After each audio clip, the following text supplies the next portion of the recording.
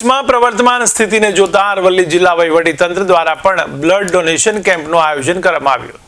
ત્યારે મોડાસા મામલતદાર કચેરી ખાતે પટેલ બ્લડ બેંકના સહયોગથી બ્લડ ડોનેટ કરવામાં આવ્યું હતું। તો જિલ્લા કલેક્ટર, ડીડીઓ, નિવાસી કલેક્ટર, મામલતદાર, ટીડીઓ સહિતના અધિકારીઓએ પણ રક્તદાન કર્યું હતું, જેમની સાથે તમામ કચેરીના કર્મચારીઓ પણ રક્તદાન કરવા માટે જોડાયા હતા। ત્યારે ખાસ કરીને દેશના હિતમાં કામમાં લોહીની અનિવાર્ય સંજોગોમાં જરૂર પડી શકે છે, ત્યારે અધિકારીઓ તેમજ કર્મચારીઓએ લોહી આપવામાં પણ જુસ્સો બતાવ્યો હતો।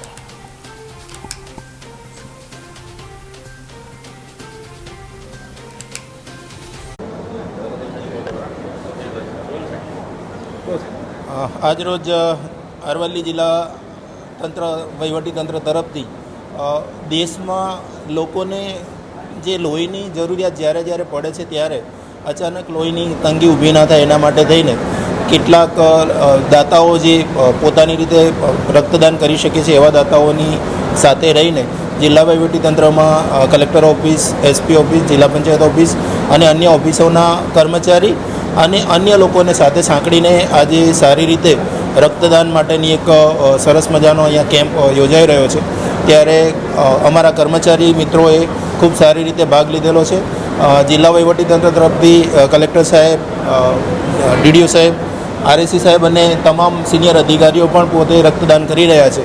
ત્યારે આવી રીતે દેશમાં દરેક લોકો પોતે રક્તદાનનું એક મહત્ત્વ સમજે અને જેને જ્યારે જરૂર પડે ત્યારે આસાનીથી રક્ત મળી રહે એના માટે થઈને પોતે પોતાની ઈચ્છાથી અને પોતાની શક્તિથી રક્તદાન કરતા રહે એવી અપીલ જિલ્લા વહીવટીતંત્ર તરફથી કરવામાં આવે છે।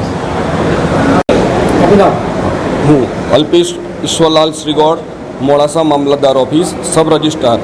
આજે અમારા મોડાસા મામલતદાર ઓફિસમાં રક્ત કેમ્પ યોજાયો। અત્યારે ભારત અને પાકિસ્તાન વચ્ચે એક યુદ્ધની પરિસ્થિતિ સર્જાઈ ગઈ છે, તો આપણી નૈતિક ફરજ બને છે, મૂળભૂત ફરજ છે કે આપણા દેશ માટે આપણે કંઈ ને કઈ રીતે મદદ કરીએ। તો આજે આ રક્ત કેમ્પ યોજાયો તો મને એમ થયું કે હું મારા દેશ માટે આટલું તો કરી શકું। બીજું સમર્પણની ભાવના આપણામાં હોવી જોઈએ દરેક દેશવાસીઓમાં, એવી મારી ઈચ્છા અને આપણા દેશવાસીઓની છે। જય ભારત।